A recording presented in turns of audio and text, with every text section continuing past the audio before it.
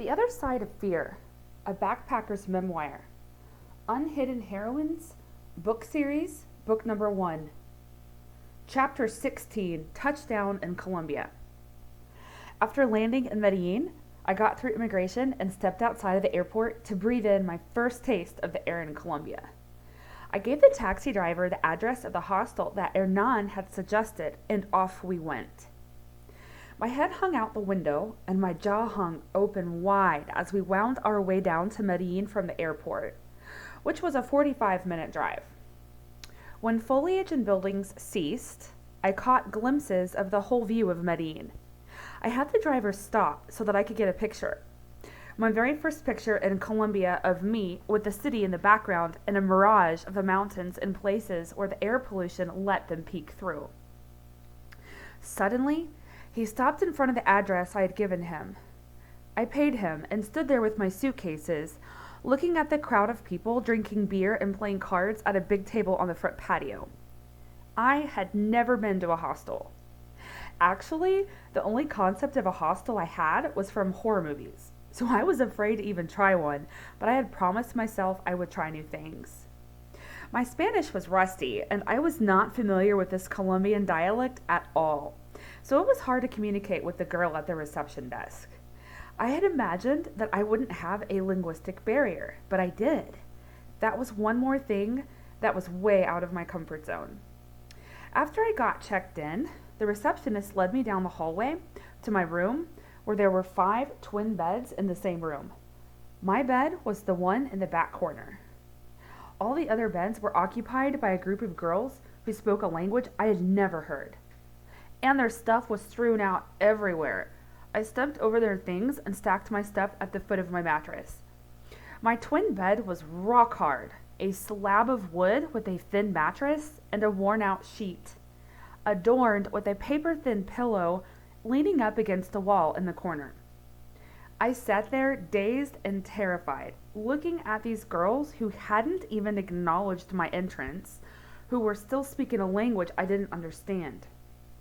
Just like that, I had transplanted myself into a new life. What now? I had no idea. Before leaving, I had changed my phone plan to an international plan so that I could have unlimited communication with anyone in the States. I pulled my phone out to let Sherry and my mom know that I had made it, only to realize that my international plan was not working. I couldn't use my phone. I had never shared a space with so many people, let alone people I didn't know. I had to pee. The receptionist showed me the bathrooms, and that's when I learned that the entire floor shared 3 small bathrooms in the hallway. Each was a private bathroom with a toilet, sink, and a single shower stall with a curtain to block the water from getting the toilet wet. I wandered down the street to go eat and discovered that my bank card wouldn't work since the transaction was in a foreign country, which had triggered account fraud. Thankfully, I had just enough cash on me to pay for my meal, but that was all the cash that I had left. I also found out that the taxi driver had charged me 3 times the legal rate for my cab ride, counting on my unfamiliarity with the local laws to allow him to scam me. At this point, I was so overwhelmed, all I could do was walk back to my hostel. I had no working phone, no bank card, no cash, no friends. That feeling was so awful, a level of utter terror that was foreign. Every fucking thing was foreign. Never in my life had I ever been so radically outside my comfort zone. I wanted to hide. I needed to hide like an animal perceiving danger, burrowing deep inside of a hole. Walking back into the hostel, I heard someone at the front desk charge a bottle of liquor to their bed reservation. I stopped and I noticed a cabinet behind the receptionist. It was full of bottles of Colombian rum, Ron Medellin. "Excuse me, miss, if I want that 5th of rum, must I pay cash, or may I charge it to my bed and pay for everything all together when I check out from the hostel?" "Oh, you can charge it to your bed and pay later," she informed me. I went to my bunk with that bottle and crawled inside. I didn't have a cup or anything. I just drank straight from the bottle while I cried and cried in my bed. What the fuck have I done? I questioned. I had a comfy bed in my cabin where I was living by myself for nearly a year. Why did I do this? What was I going to do about money? Dr. D told me I would still have my research job through the department, But that wouldn't start till August. I only had a few $100 to last until then, and I didn't even know what I would be doing or where I would go. I wanted Gracie. I wanted my comfort zone back, all of it. I sat there in my bunk, swigging rum and crying. That was my comfort zone. The burn of that liquor in the back of my throat offering a refuge from my feelings and from a frightening, uncomfortable reality. Next time I'll be braver, I will be my own savior when the thunder calls for me. I heard a beautiful voice from the lobby area belting the lyrics from one of my favorite Adele songs. And those words that I had sung so many times could not have fit more perfectly for that very moment as I sat alone in my bed getting drunk. I found the liquid courage to creep outside of my room and go see where that voice was coming from. There sat one of the girls from my room, strumming a guitar and singing these lyrics, and around her sat people from her group and others from the hostel. I had met nobody. I sat down in all of her courage to sing in front of so many people, and I thought, maybe one day I will be brave enough to face the fear of singing in front of people too. A bearded guy wandered up to our table with a fat blunt in his hand. Anyone want to smoke? Get high. Why the fuck not? I followed the group outside. He smiled at me. Hi, I am Moshe, the singer girl named O. Do you smoke? He said as he passed me the joint first.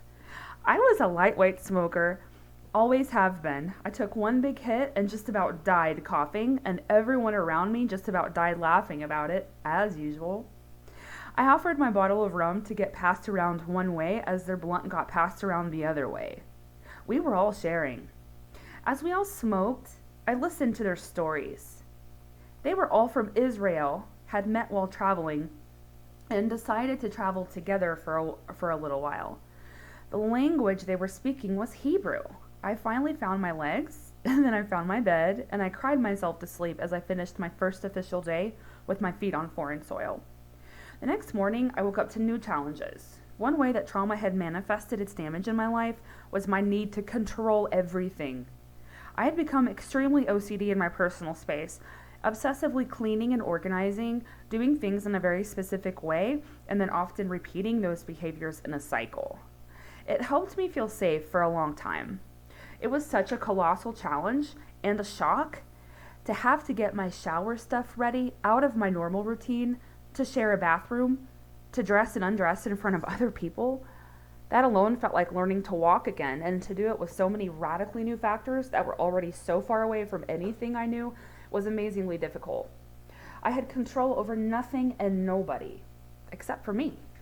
I still wasn't sure what to think about me, but that was another reason why I had wanted to make this radical change.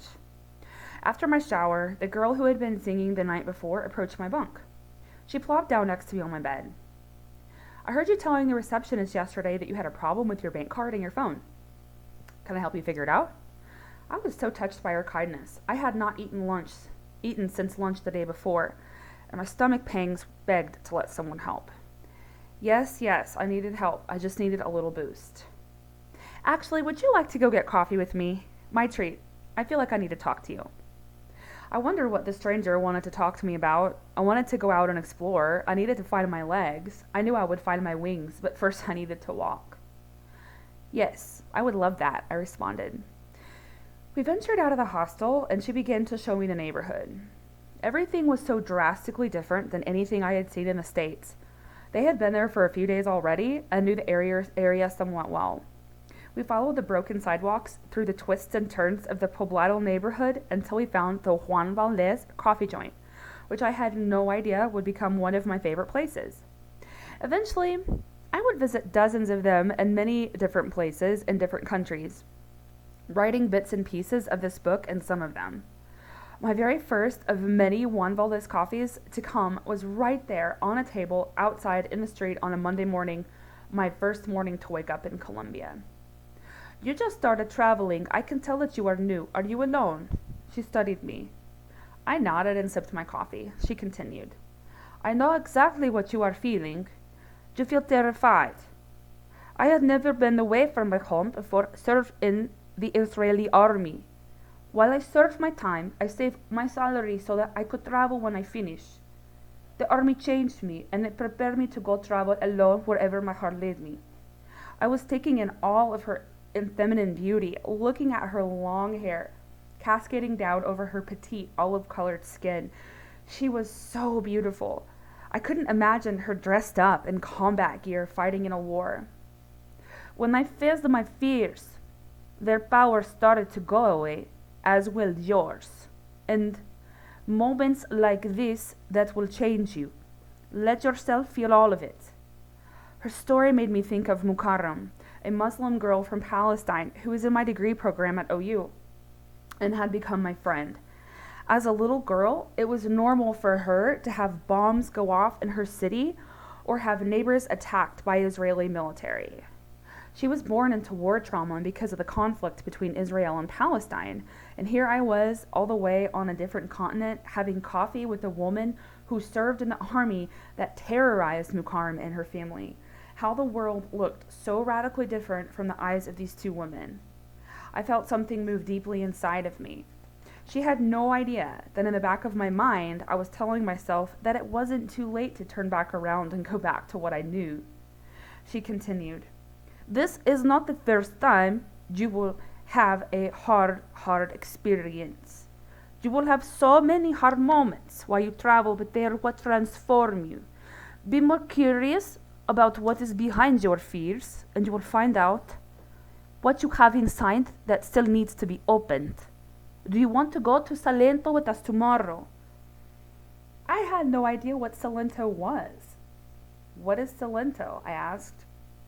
The thought of going somewhere new again seemed so overwhelming. I wanted to hide in my bunk. "Salento is a town about 6 hours south of Medellin. It is small in the mountains. The pictures we saw looked beautiful. We want to go to hiking there." I hadn't even seen Medellin yet. I hadn't even been on a bus ride in a foreign country either. I told her no. "No? What else are you going to do? You came to hide in your bunk? When we leave, you will have 5 new people in your room. All you have in life now is a suitcase and open road. You should start saying yes to every opportunity and see what paths open and unfold for you." A new tattoo on my right arm caught her eye. She held up my forearm to read it. "Everything you want is on the other side of fear. See, you already know. You have a story, I feel. You aren't ready to tell it. You will know when it's time. Your life is a canvas. It is time to paint whatever you want." She held up her coffee for us to toast. "Let's figure out your phone and bank problem.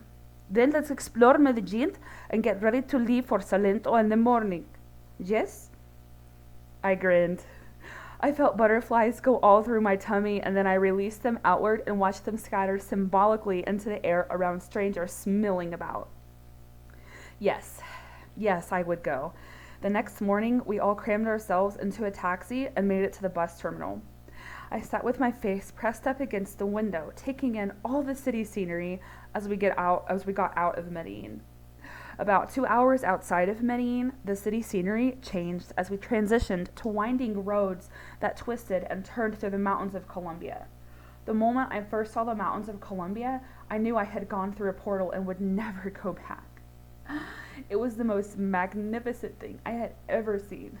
It was majesty that literally took my breath away, and all I could do was hold it and then cry. I still cry. I cried, feeling like the richest woman on the planet, seeing something so... there's not really even an appropriate word in a human language to describe what I felt. The terror and anxiety I had felt dissipated to sheer joy, knowing I was barreling into the unknown. What if every single place that was new was this amazing? I couldn't imagine ever going back, not for one day, not for one house payment, not one day clocking into an office, no more time in that dimly lit bar to hear the same stories over and over again. How could anyone miss out on this? About halfway through our bus ride, we ran into a mudslide. Traffic from both directions was at a dead standstill so that a bobcat could clear the road. There were trucks, motorcycles, buses, and cars backed up on both sides. When the bus driver turned the engine off, We knew we were going to be there for a while, so we got off. I saw a farmer herding goats down the road. There were pigs in the back of the truck in front of us, cattle trailers, truck beds full of bananas, and kilos of coffee beans, and so many motorcycles. Or brought out her guitar and began to sing her heart out right there on the side of that road. Banana trees decorated the landscape all around us as far back into the mountains as eyes could see. Or Moshe and I spent a couple of hours right there singing and making the detour an unforgettable moment when suddenly the bobcat finished, everyone turned on their engines, and again to continue their path. We got to Salento very late at night and wandered the streets together in the dark, trying to find our hostel on foot. Or had been kind enough to reserve a bed for me too. This hostel presented a new adventure since I was in a room that had 6 bunk beds, a full and all full and all sharing the same bathroom inside the room. It was my first time to navigate my bathroom routine around 11 other people doing the same. In the morning, I was the first one in my room awake, and I slipped out to the patio with my journal to enjoy my morning solitude while watching the sun come up over the mountains. One of my hostel employees joined me shortly to start setting up the area for breakfast, which I found out was included in the price of my bunk bed. While I was eating breakfast, a lady from a different room came to join me, and I found out that her name was Mariana. She was from Córdoba, Argentina, and she had taken a month off from work to explore different places in Colombia. She invited me to go hiking with her that day. She led me on a rigorous 6-hour hike through Cocora Valley, which I learned people came from all over the world to experience.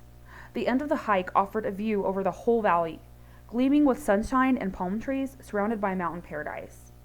The next day, I bid my farewells to Or and Moshe, promising them that one day I would go to Israel to see their culture. Then Mariana and I traveled back to Medellin together. When we got there, I went with Mariana to a hostel she found online, and I had a new adventure once again when I was put in a room that I shared with a random girl who I'm guessing was a prostitute, although I never really found out for sure. She didn't seem to speak English or Spanish, but I'm guessing she was from Haiti, since she was black as night and had very loud phone conversations in French. She would sleep until late afternoon, would get dressed up like Julia Roberts did in the movie Pretty Woman, and then would sit on her bed and stare at me. She'd leave, come back an hour later, pull out a wet wipe to clean out her private parts, change her underwear, do a bump of coke, sit down to stare at me for long periods of time, spray on a ton of perfume over herself, then she would leave again. She would do this over and over until the sun came up. We were there for 3 nights. I didn't sleep much. I tried to talk to her while she was staring at me, but she never responded. So I just stared back. I made a mental note that it was imperative that I learn French. Mariana and I had a blast exploring Medellin together, and I even had an opportunity to go to a live soccer game at the stadium in Medellin to watch their team Nacional play. The soccer game at the stadium was unforgettable and crazy. Then I got a message from Hernan asking if we could meet at the southern bus terminal on Monday morning so that we could travel together. It was time to discover Jardín.